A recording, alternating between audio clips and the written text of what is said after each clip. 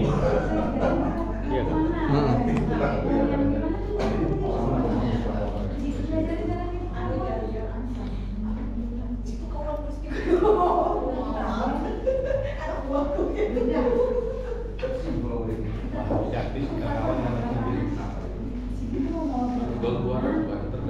Gangguan, sampai di rumah sudah gangguan ini komputer luas ya.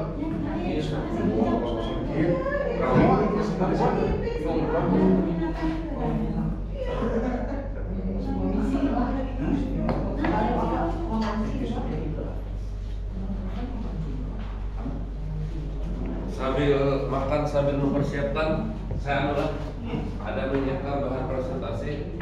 Sudah saya kirim ke Bu Indah pagi tadi. Nah, ada informasi yang apa ya? Mungkin sebagian belum diinformasikan kali ya. Jadi kita itu ada peraturan rektor nomor 1/2024 tentang standar pendidikan tinggi. Nah di situ ada beberapa pasal ya. Saya ambilkan pasal 31 itu ya, ayat 3 dari peraturan itu. Mahasiswa pada program doktor atau doktor terapan wajib diberikan tugas akhir dalam bentuk disertasi atau ini atau tugas akhir lain sebagai pengganti disertasi berupa prototipe, proyek, jurnal ilmiah, buku dan atau prosedur. Aturan dari rektornya itu ini. Cuma dari pascanya saya tidak tahu. Karena di bawahnya itu ada diatur oleh UPPS. UPPS itu unit pengelola program studi. Dalamnya adalah pasca. Tidak semua yang 5 ini harus muncul. Mungkin di prodi S3 jurnal ilmiah prototipe oke. Rasanya ada yang pernah lulus dengan prototipe sudah. Iya. Ada ya. Jurnal ilmiah rasanya belum ada. Rasanya. Tapi boleh, ada syaratnya. Nah kalau menurut saya syarat ini cukup mudah kalau ini memang betul. Kalau memang betul ya. Prototype ini kita skip lah. Kalau ada keteknikan di sini boleh prototype bikin apa gitu ya. Peta. Itulah yang prototype itu. Prototype itu dalam bentuk barang. Prototype di sini ya. Tanpa awak. Sesuai dengan ilmunya. Nah, sesuai dengan ilmunya. Bahwa ini apa? Pemetaan. Harus sipil. Nah, berarti harus sesuai dengan pemetaan. Mana ada Spesifik pemetaan. Boleh 3 orang paling banyak. Sudah paten. Nah, granted berarti paten jadi kalau sudah paten. Bukan register. Granted itu lumayan setahun rasanya kalau granted itu loh. Minimal. Iya, ngurusnya sebelum. Dihasilkan selama mengikuti proses S3. Jadi bukan kerjaan kemarin, saya ada paten, karena bisa dipakai itu nanti sudah expired. Iya. Bisa. Jadi startnya itu mulai studi, nggak boleh proyek yang terdahulu. Semester 1 gitu. Termasuk nanti juga buku. Saya sudah punya buku 2023 saya bikin, itu nggak boleh. Karena itu tidak dihasilkan di saat mengikuti proses pendidikan di program studi. Ya. Diberikan penilaian oleh dosen pembimbing prototype. Jadi kan bisa datang ke prodi, saya sudah lulus buat ini. Tetap pada prosesnya. Jadi tetap pada proses pembimbingan sejak awal. Jadi dipantau proses itu dan nanti setelah selesai itu diajukan ke prodi. Makanya gitu. Trennya itu tidak kelihatan. Itu zaman dahulu Pak. Ya, old style gitu ya, old style. Tapi yang menurut saya pernah bertanya begitu dengan pembimbing saya. Boleh nggak saya pecah? Selama tidak merusak idenya, tidak apa-apa. Tapi kalau idenya menjadi tidak lengkap, justru kita membuat paper yang mencari gap tadi itu kan untuk memberi gambaran yang lengkap. Itu kita pecah pula. Orang kemana sebelahnya ini? Kan orang bertanya begitu. Gambaran semua. Nah jadi gitu. Nah paling tidak paper itu berarti bisa jadi minimal 2 Pak. 1 literatur review untuk bab 2 dan diambil nanti sebagian di pendahuluan itu 1 paper sendiri. Ya, jadi literatur review itu untuk mencari apakah topik yang kita kaji itu sudah jenuh atau tidak. Kalau sudah banyak orang main di situ, menulis di situ, kita pindah ke yang lain. maka ikutlah pelatihan misalkan systematic literature review di internet kan banyak pelatihannya. Tapi mudah-mudahan aja Pak Mugabe ini sulit juga Pak. Iya. Perlu banyak baca gitu kan, pakai NVivo biasanya mereka dan lain-lain. Harus baca itu. Dan itu juga nanti rohnya itu merasuk dalam diri kita Pak ya. Karena kita baca banyak, jadi kita mengerjakan itu, paham kita membahas tuh. Oh ini, saya tuh ketika membaca, saya tuh bimbing saya di Belanda Pak. Saya di Göttingen di Jerman Tengah, kadang ketemu berapa bulan, jadi dikirim paper aja. Ketemu bulan depan kirimin paper, ketemu pakai Skype. Ya, itu 3 bulan membaca aja, mungkin 30-40 paper. Dan itu akhirnya terbayang, oh ini disimpan untuk bab ini, disimpan untuk sini. Tapi kalau kadang membaca masalahnya kan sulit. Dan kita tuh sekarang itu katanya otaknya kemampuannya menurun karena sering nonton short gitu ya. Jadi itu apa? Berpikiran untuk pendek Pak, ya berpikiran untuk pendek. Ya kalau diajak panjang dikit berpikiran itu sudah pusing Pak, jutaan gitu ya. Apalagi ini pekerja semua kan, beban kerjanya itu full, weekend itu sudah untuk keluarga, tambah kuliah, malam itu sudah capek. Tapi itulah tantangan kenapa Bapak juga kuliah sambil kerja. Iya, dua kehidupan Pak. Kalau saya dulu part time student memang, part time-nya traveler. Ini part time worker, sisa-sisa waktu untuk menulis disertasi. Berat, tapi harus kayak gitu. Nah, saya sebenarnya ingin membuat kalimat ini kita bisa bantuan ChatGPT. Menurut saya itu ChatGPT itu cukup powerful Pak, kalau kita paham. ChatGPT itu cukup powerful. Tabel itu bisa dinarasikan. Jadi begini, saya tuh kan ikut pelajaran IELTS. IELTS itu apa ya? Bahasa Inggris lah ya, IELTS. IELTS. Di IELTS itu ada reading, ada writing, ada listening dan speaking. Nah, yang bermanfaat itu writing itu bermanfaat. Jadi kita tuh diberi chart misalkan ya, diberi chart atau tabel, diberi tabel ya, kisahkan tabel ini. Itu ada ilmunya, Nah, jadi tabel ini mengisahkan ini, jadi titik-titik utama tuh ada, itu dikisahkan. Nah, itu bisa kita bikin prompt. Saya tuh kalau melihat ada tabel bagus di paper ya, paper top tier, tabel bagus ya. Kemudian ada narasi dia juga bagus. Saya tuh masukkan ChatGPT itu. Saya punya tabel seperti ini dan narasinya bagus seperti ini. Untuk membuat narasi bagus seperti ini, prompt apa yang diperlukan GPT? Dia promptnya harus begini gitu ya. Nah kemudian prompt itu saya balik. Saya punya tabel sendiri kan, saya masukkan prompt itu, berikan penjelasan sesuai dengan ini. Wah bagus juga hasilnya Pak. Itu saya suruh masuk saya begitu. Jadi tabel berat. Dan di hasil itu kita kadang boleh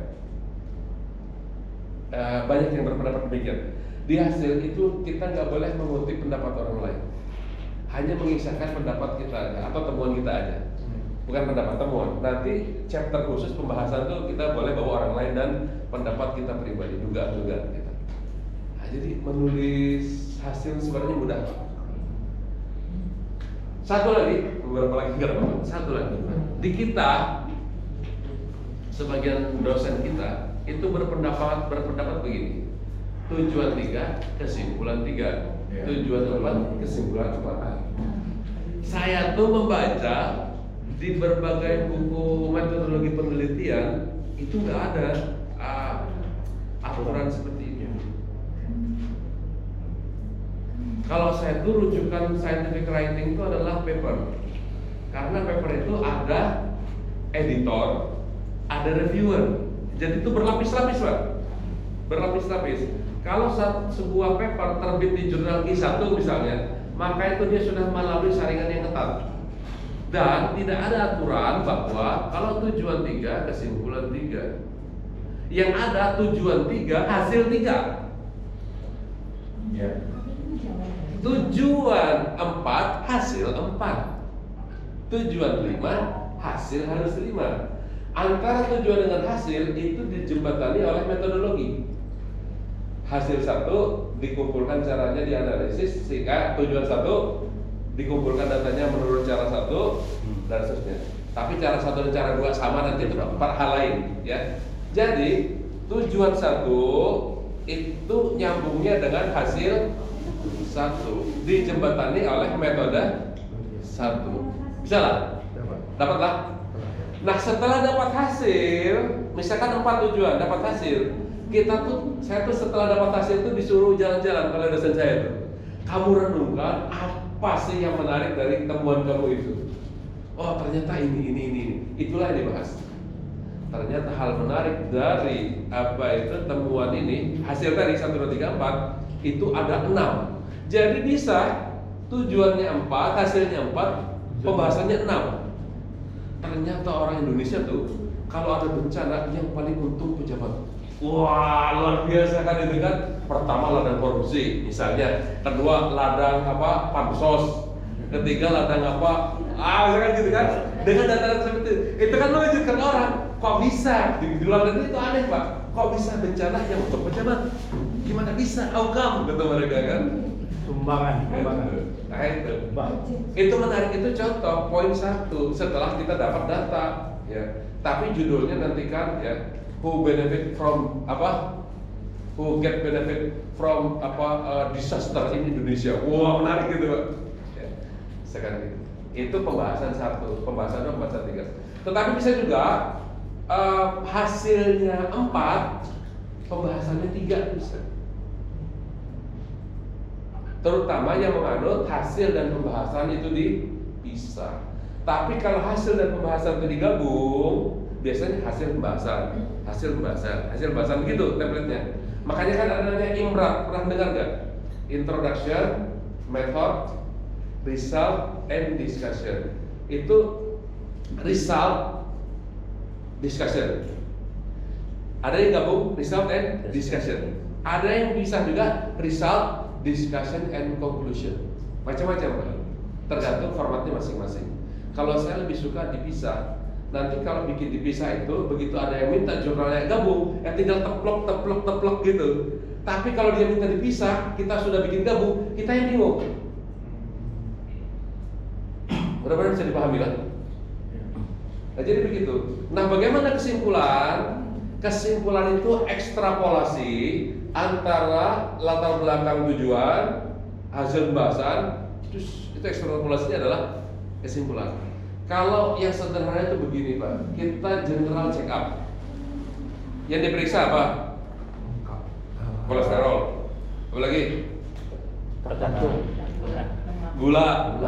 Apa lagi? Tekanan. Apa lagi? Nah, itu ya. Anggaplah 4 itu ya. Anggaplah itu ya. Itu kan berarti tujuan mengukur itu Pak. Kan ada metodenya masing-masing kan. Metode lab. Anggaplah metode lab sederhana kan. Kemudian ada apa? Ada hasilnya kalau ada angka itu kan. Ya enggak? Sebelahnya itu kan standar. Tabel kolom sebelahnya kan. Ya. Kalau ini punya kita, labnya standarnya berapa? Kemudian lab di berapa, tekanannya, standarnya berapa, gulanya berapa, standarnya berapa, kan begitu terus kan? Kesimpulannya Pak, kesimpulannya Pak. Bapak ini, Pak, saya mau pelatihan 2 minggu di Jakarta, disuruh cek kesehatan, ya kesehatan. Untuk apa Pak? Untuk pelatihan di Jakarta selama 2 minggu. Dalam ruangan apa luar ruangan? Kan dokter tanya gitu. Dalam ruangan Pak Pul, berapa jam? Ya jam 8 sampai jam 4. Kan kita cek. Kesimpulannya Pak, Anda sehat udah. Itu kesimpulan. Anda sehat dengan syarat tidak melakukan tindakan berat di luar ruangan. Kan gitu. Sehat. Jadi pemeriksaan macam-macam itu untuk mencapai dapat kata sehat. Jika sakit berlanjut hubungi dokter. Itu kesimpulan sederhananya begitu kesimpulan itu. Kalau kawan-kawan di NGO itu bilang begini ya. Apabila tren deforestasi terus meningkat, maka dalam 20 tahun ke depan hutan di Kalimantan Tengah akan habis. Titik. Itu dengan metode yang macam-macam, kesimpulannya cuma itu doang. Coba cek orang bikin kesimpulan di paper-paper. Gayanya tuh kayak gitu. Enggak 1, 2, 3, 4. Walaupun ada sebagian yang memang tujuannya berapa, kesimpulannya berapa, tapi itu jarang. Boleh dicek sendiri lah ya. Maka ada aneh kemarin, ada dosen UPR banyak diskusi dengan saya. 2 minggu ke ruangan saya. Waktu itu ruangan saya masih di depan sana. Depan sana. Aduh, gitu ya, ibu-ibu. 2 minggu merevisi paper dia. Akhirnya accepted, terima. Kemudian ujian, ketika ujian itu ada penguji dari Indonesia, dari Palangkaraya, home base dia kan Palangkaraya. Kenapa? Tujuannya 3, kesimpulannya 1. Profesor yang bertanya begitu. Kemudian dijawab bahwa tujuannya memang sudah tercapai dengan apa itu kalimat yang kami buat, tapi nanti akan saya diskusikan lagi dengan apa itu dengan pembimbing saya. Pembimbingnya itu Pak, ya citasinya itu 15.000. Ada yang 20.000, 2. Bimbingan Ibu Kurniaton Heria. 15.000, 20.000 gitu kan ya. Dia telepon saya habis itu. Masa pembimbingku salah menyarankan cara bikin apa? Kesimpulan kata dia. Masa salah. Saya bilang memang di kita tuh ada gaya gitu, tujuan 3, kesimpulan 3, tapi saya nggak dapat itu apa itu asal muasal pernyataan itu. Sama di kehutanan itu Pak, ria pertumbuhan pohon itu 1 cm per tahun, ya. Itu ada gitu. Itu angka tuh nggak jelas Pak, dapat dari mana itu? Siapa yang menemukan pertama juga nggak jelas. Emang rata-rata kalau mau diambil sederhananya begitu, tetapi kan banyak variasi macam-macam. Tergantung pupuk. Ya itu dapat maksud dari mana gitu kan? Siapa yang menemukan angka itu pertama tuh nggak tahu sekarang. Nah termasuk itu kesimpulan tujuan 3, kesimpulan 3 itu juga siapa yang mencetuskan di buku yang mana ada itu. Tapi saya ini kan anak bawang. Kalau di kita gimana? Jadi kalah. Kalau di kita gimana? Ya ikut pembimbing saja lah. Kalau saya kadang-kadang melihat topiknya Pak. Kalau gini kesimpulan itu kan 1, 2, 3, 4 gitu ya. Saya tuh melihat topiknya. Kalau topiknya itu bisa dalam 1 paragraf, saya lebih senang bahasa itu buat paragraf. 1 paragraf atau ya nggak sampai 2 paragraf panjang lah. Kalau dia menjadi satu kesatuan.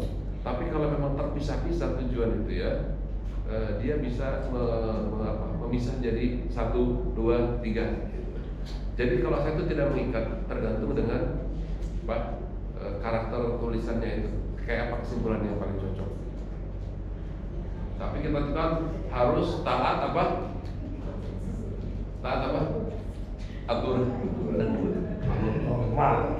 Tebak panduan penulisan disertasi saya di Jerman berapa halaman? Panduan penulisan. Kalau kita kan gini kan? Panduan penulisan saya Pak 2 halaman. Panduan penulisan 2 halaman. Penulisan disertasi 2 halaman. Tapi dia di pendahuluan harus ada ini dan ini. Di tujuan harus ada ini dan ini. Kita aja. Gambarkan lagi. Ya. Jenis form, margin itu masing-masing nggak diatur.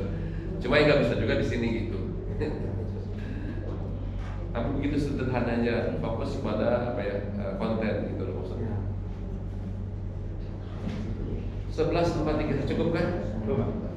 Baik, demikian ya daftar hadiran saya isi sendiri kan, koalisi masing-masing. Sudah tadi ya.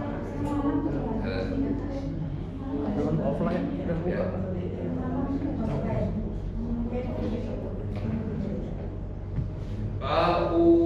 UAS kapan UAS? Minggu depan. UAS kita kayak apa ya? UAS kita kayak apa ya? Kerjakan di rumah. Kalau di S1 hari ini hari terakhir minggu tenang. Senin nanti kalau S1 ya. Sama kan?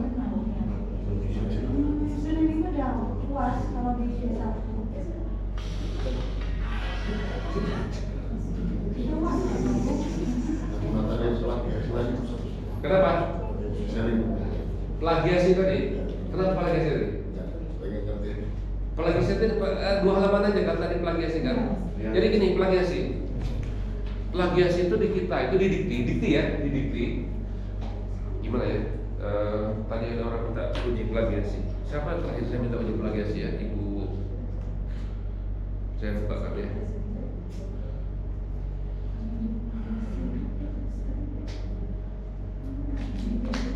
Plagiasi itu begini Pak. Kan sudah saya kemarin ya sempat singgung ya. Punya Pak siapa ya? Plagiasi nggak ada ya?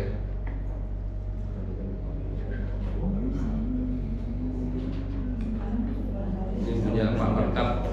Pak Markat bikin paper. Minta uji plagiasi.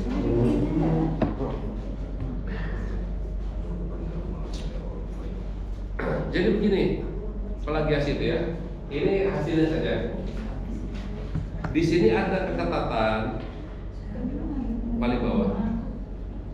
Nah ini yang redup warnanya. Untuk plagiasi itu angka 8 kata ini itu tergantung operator. Ini tingkat keketatannya. Kalau saya bilang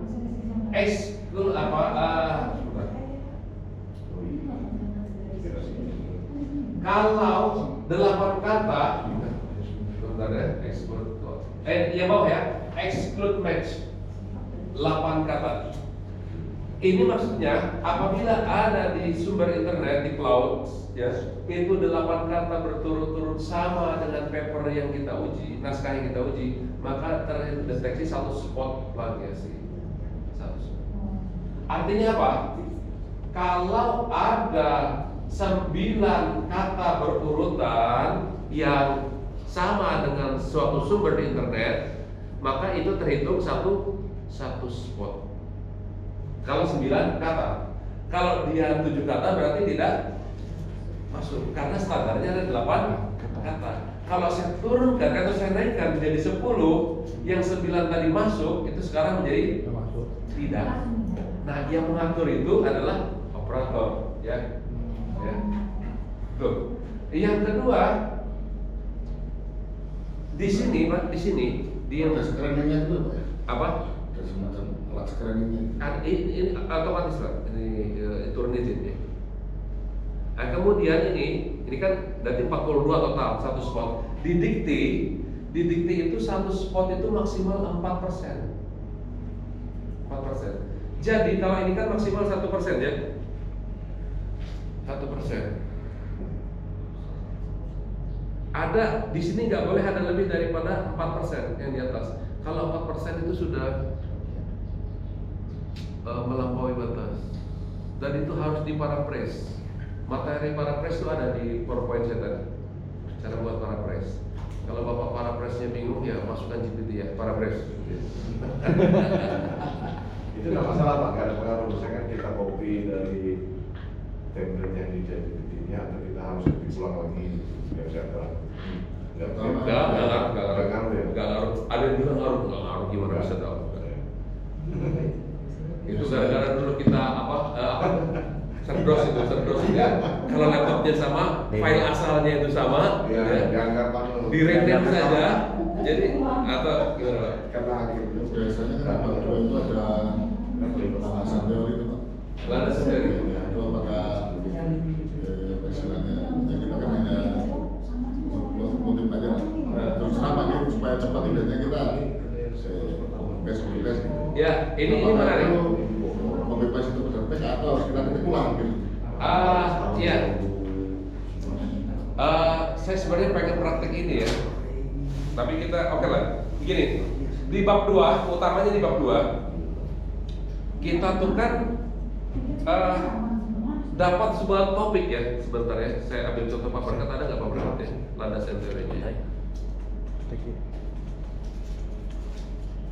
Jadi begini, intinya begini, kita itu ketika menulis karya tulis, paper karya disertasi, kita tuh membuat karya kita sendiri. Maka kita tuh namanya author, orang yang memiliki otoritas atas karya kita. Kita bukan writer.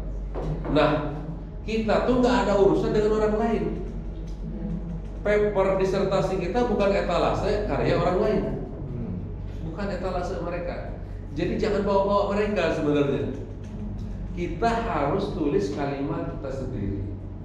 Tetapi etikanya kalau kalimat itu diinspirasi oleh orang lain, maka harus kita tulis referensinya, sumbernya, kan begitu kan? Ya.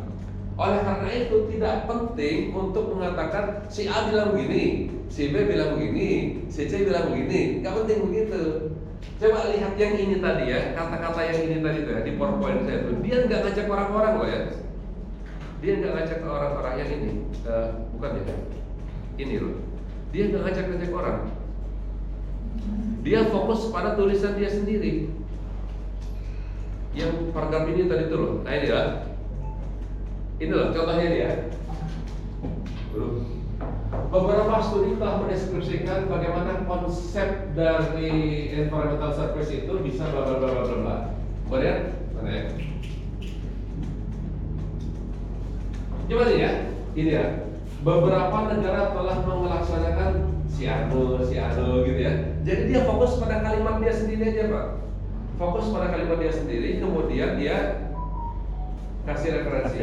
Nah, kalaupun kita berkepentingan untuk mengutip pendapat orang lain, sedapat mungkin kita jangan mengutip kata-kata dia full. Kata-kata dia harus kita olah. Nah, kemudian kalau ada beberapa peneliti mengemukakan hal yang serupa, misalkan definisi kemiskinan, ya, kan banyak tuh. Atau definisi UMKM dari mana sih? BPS punya definisi sendiri.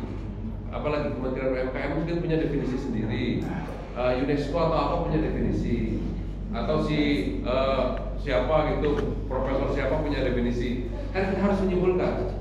Tapi kesimpulan kita itu terkait dengan penelitian kita.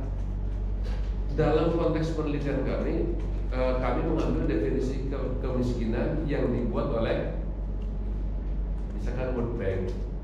Kata BPS, berapa pendapatan kita? Terkategori tidak miskin berapa? 15.000 sehari. Hah? Harus dihubungkan itu. Gini ya. Misalkan definisi kemiskinan, menurut World Bank itu $2 kan per hari? Berapa? $6. Ya, $1 anggaplah 15.000 $1 ya. Kalau sehari itu $2, harusnya 2. Berarti 30.000. 30.000 kalau 1 bulan berapa tuh? 900 untuk 1 bulan. Untuk 1 orang 900. Kalau 1 orang itu 3 keluarganya berarti 2,7 ya. Kalau di Indonesia tuh rasanya asal 1 keluarga tuh 900.000 gitu nggak miskin gitu loh ya. Sehingga kalau menurut Indonesia angka kemiskinan itu sekian belas %, kalau pakai standar World Bank itu langsung jadi 50% lebih. Nah sekarang kita nih akan menguji, misalkan di daerah miskinnya miskin menurut siapa? Kan gitu kan? Karena harus kita define miskin itu apa. Nah sekarang dalam mendefinisikan miskin itu kita pakai standar yang mana? Nah untuk mencari standar itu kita kumpulkan pendapat-pendapat orang.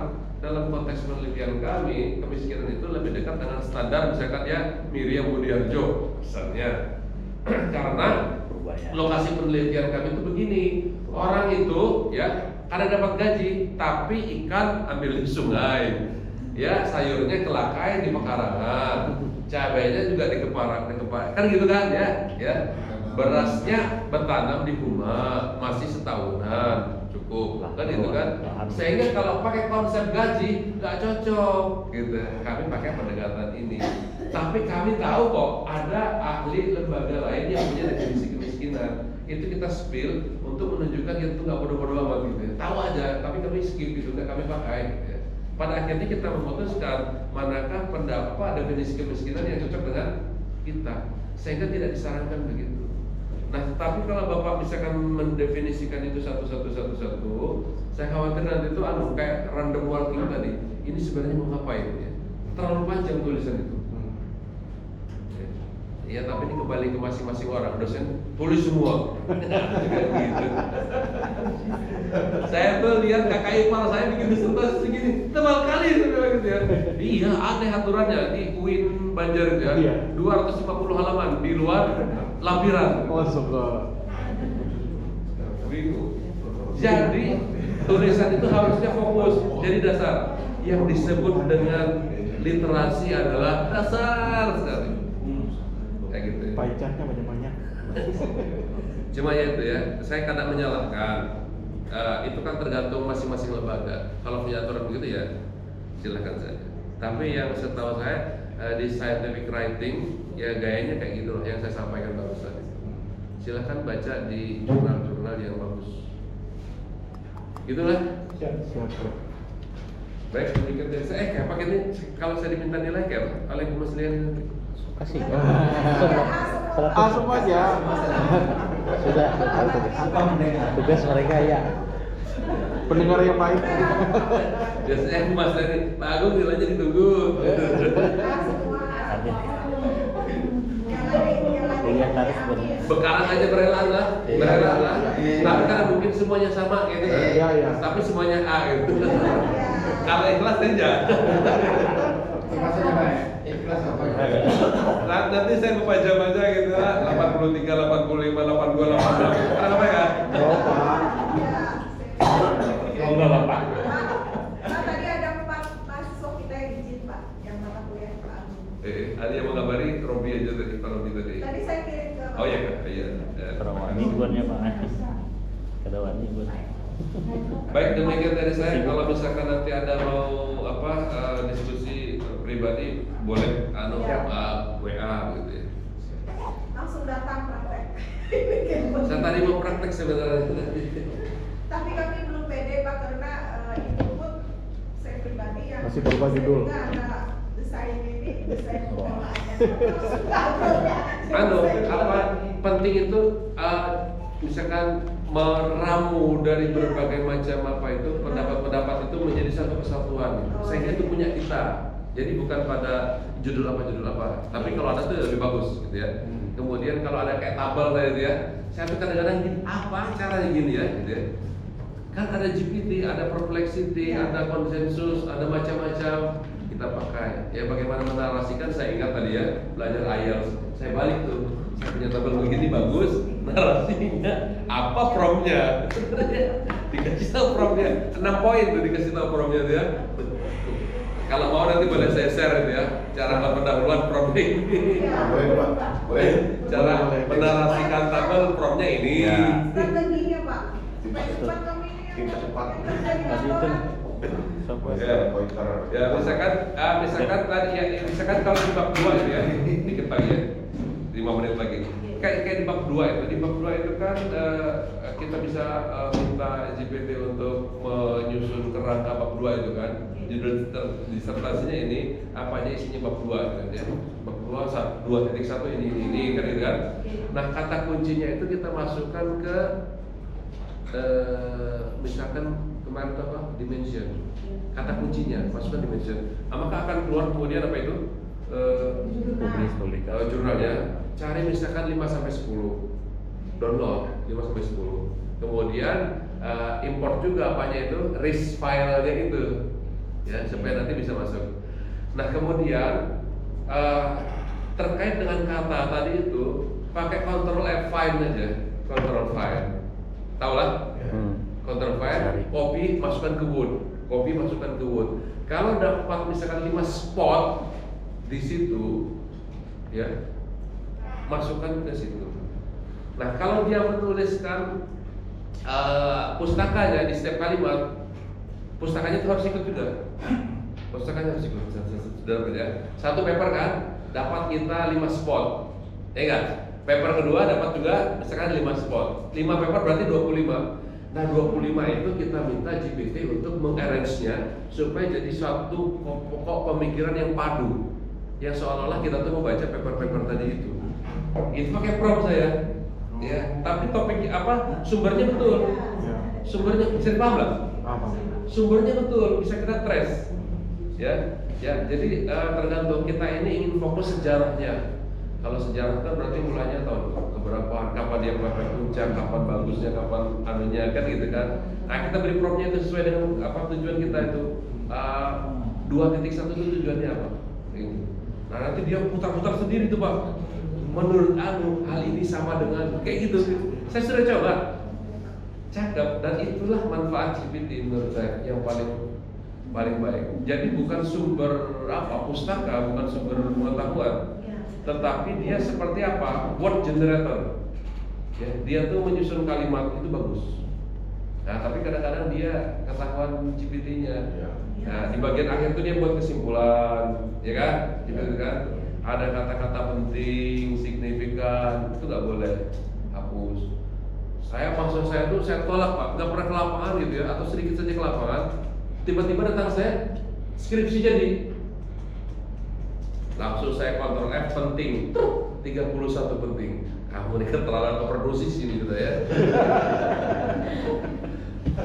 Saya kita aja ngeceknya tuh, kata saya lihat begitu, saya lihat langsung saya cek ya. Akhirnya dia lakukan apa?